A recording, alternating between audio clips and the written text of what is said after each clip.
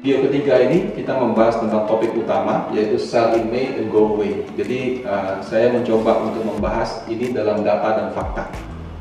Kalau kita dengar kata sell in May, wah kayaknya bulan Mei itu ada yang jelek ya. Jadi saya harus segera jual semua saham saya, semua obligasi saya, semua reksadana saya, dan pergi begitu. Ya, jadi yang pertama, apakah saham itu jelek di bulan Mei?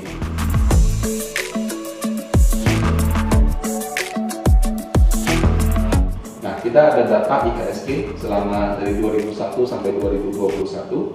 Kebetulan 2021 baru adanya April, jadi kalau bulan Mei sampai Desember belum ada. Jadi kalau untuk Januari sampai April ada 21 data karena 21 tahun. Tapi kalau dari Mei sampai Desember 20 data karena 20 tahun. Ini kalau merah dia negatif, kalau warnanya hitam dia positif. Ya, sorry, mungkin Bapak Ibu nanti pas nonton ini bisa di post dulu, Anda lihat angkanya seperti itu. Nah, pertanyaannya adalah bulan Mei. Apakah bulan Mei itu bulan yang selalu negatif? Tinggal lihat aja, merahnya banyak nggak Pak? Ya ada merahnya. Jadi dari 20 tahun terakhir itu bulan Mei 8 kali negatif, sisanya 12 kali positif. Jadi kalau kita pakai hukum probabilities, ya probability kemungkinan, jadi 8 dibagi 20 itu berarti 40%. Nah, jadi kalau misalnya ada pertanyaan kepada seorang statistik, bulan ini jelek nggak Pak? Ya 40% kemungkinan IHSG akan negatif. Terus bisa naik nggak? Ya 60% kemungkinannya naik. Apakah itu berarti bulan yang jelek? Ya kalau menurut saya di atas 50% positif ya belum tentu juga. Kalau 50% kan berarti bisa naik bisa turun. Tapi kalau 60-40 lebih banyak kemungkinan naik daripada turun. Nah, nggak usah lihat jauh-jauh, kita ada 5 tahun terakhir. 2020 untung. 2019 rugi, 2018 rugi, 2017 untung, 2016 rugi. Jadi 5 tahun terakhir 3 kali rugi, 2 kali untung. Tapi ruginya juga nggak gede-gede amat sih, kecuali kayak 2019 ya. Jadi kalau kita mengatakan bulan Mei adalah bulan yang lebih banyak negatifnya, kelihatannya tidak juga. Ada nggak bulan yang probability-nya lebih jelek daripada bulan Mei? Nah kita lihat yang paling banyak merahnya, itu adalah di bulan Agustus dan di bulan November. Karena di 2 bulan ini, ya, dari 20 tahun terakhir, merahnya itu adalah ini 11 dan 11, jadi kebetulan sama. Jadi kalau di bulan Agustus dan di bulan November, probability IHSG negatifnya itu adalah 55%. Tapi walaupun demikian ya, kayak 2020 Agustusnya plus, di 2020 juga Novembernya plus. Ya kinerja masa lalu tidak selalu menjadi acuan. Ya, ini hanya menjadi referensi saja. Ada nggak Pak bulan yang nggak pernah minus? Oh ada, kebetulan di bulan Desember. Jadi dari tahun 2001 sampai 2020, bulan Desember itu tidak pernah negatif. Positifnya 20 kali, negatifnya 0. Dalam segala macam kondisi. Jadi mau krisis ekonomi 2008, COVID 2020, kemudian ada taper tantrum di tengah-tengah 2015 kalau saya nggak salah, tetap dia positif di bulan Desember. Jadi bulan Desember itu bulan yang cukup positif untuk investasi di saham seperti itu. Karena kalau secara statistik dia tidak pernah rugi. Kalau bulan-bulan lain pernah naik, pernah turun. Dan tidak ada pola yang pasti. Nah, bagaimana dengan obligasi? Nah, kalau ini saya menggunakan IGBI. Ya, IGBI itu adalah Infovesta Government Bond Index. Jadi gampangnya kayak IHSG tapi untuk obligasi pemerintah.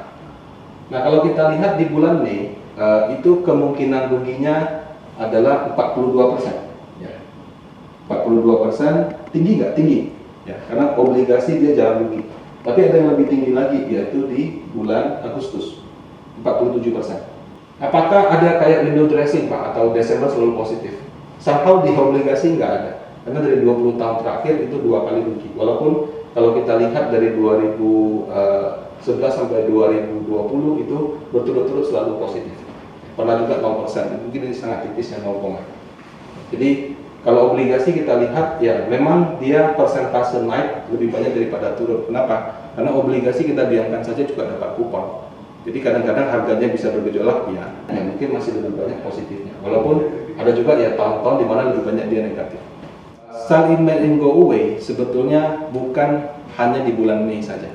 Kalau kita baca Wikipedia, kurang lebih teori itu menganjurkan begini, kalau kita mau di saham itu sebaiknya bulan Mei sampai Oktober kita tuh menghindari saham.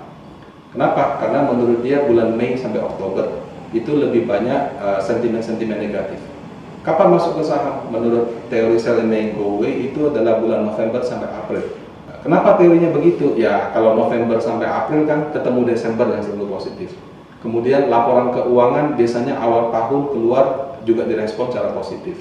Laporan keuangan yang keluar di awal tahun juga diikuti pembagian dividen. Kalau ada pembagian dividen, biasanya harga saham juga kadang-kadang agak meningkat.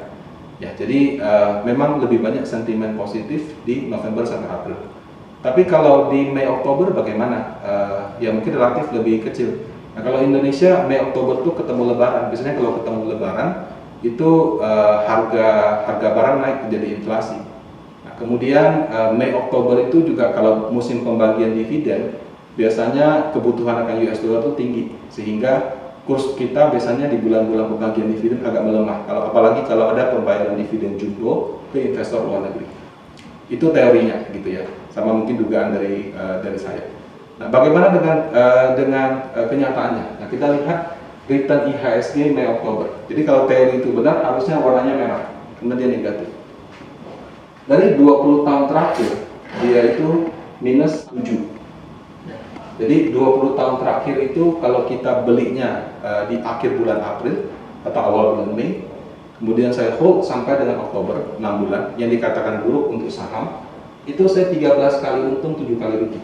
Kalau begitu, ya apakah Mei Oktober 2021 akan rugi juga? Secara statistik 35%. 35% tidak rendah, tapi juga menurut saya tidak tinggi. Tapi kalau dia 35%, kemungkinan kita untung masih lebih besar. Nah, kalau kita lihat 5 tahun terakhir juga sama. Tahun lalu waktu Covid dia masih untung, 2019 dan 18 dia rugi, tapi 17-16 dia untung. Jadi sekali lagi 5 tahun terakhir saja kalau kita lihat statistik sell in May go away. Kemudian November April itu adalah golden period untuk saham. Apakah benar?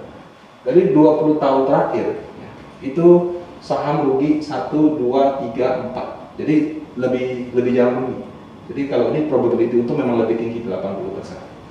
Dan kalau kita lihat ruginya 4 kali itu ya, 2 kali itu 12 dan 24. 2 kali cuma 0, berarti dia ruginya cuma 2007, 2008 dan 2019, 2020. Nah, ini pas Covid sama kalau ini krisis 2008. Jadi kalau untuk November April ya, kalau tidak ada kejadian luar biasa, tidak ada krisis, ya ini memang periode yang baik untuk investasi. Karena dia cuma rugi besar tuh kalau misalnya ada krisis yang luar biasa. Tapi kalau dalam kondisi normal itu kalau rugi nggak banyak seperti itu. Ya. Jadi secara statistik November April kalau di Indonesia memang cukup mendukung karena dia 80% positif. Dan kalau dia negatif itu biasanya ketika ada kerugian yang jumlahnya besar, ada krisis ekonomi yang cukup signifikan.